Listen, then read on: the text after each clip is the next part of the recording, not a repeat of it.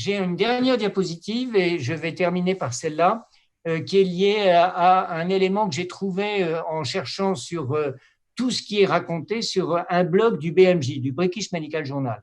Et ce point-là m'a semblé extrêmement intéressant. Qu'est-ce que doivent faire au fond les cardiologues face au Covid?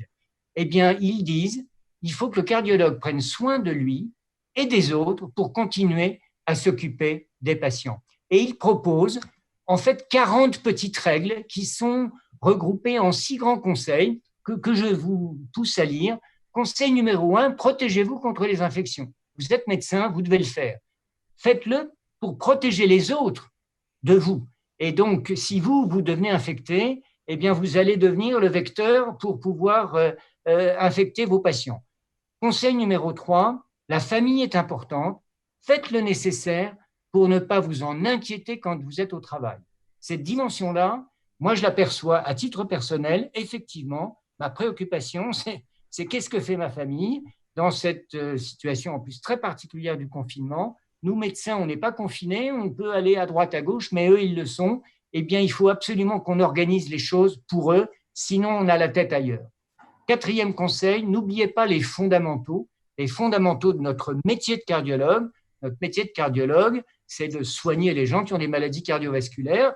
Ils peuvent avoir le Covid, mais ils peuvent ne pas l'avoir.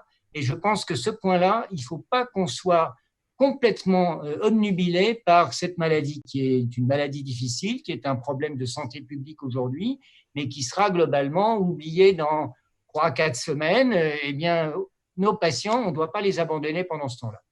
Conseil numéro 5, tenez-vous informés. Si vous êtes devant votre ordinateur ce soir, vous l'avez suivi, ce conseil-là. Et je pense que vous pouvez continuer à suivre les sites. Nous, au comité de lutte contre l'hypertension, à la Fondation Hypertension, on a mis en route une veille pour pouvoir vous donner les informations s'il y en a des nouvelles concernant en tout cas les traitements antihypertenseurs et les traitements cardiologiques à utiliser. Conseil numéro 6, n'oubliez pas de vous occuper aussi de votre santé psychologique et de celle de vos collègues. Ce point-là est important et ça nous déstabilise, nous.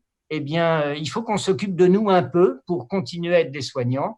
Conseil numéro 7, s'entraider. Et conseil numéro 8, avoir une attitude positive et la maintenir.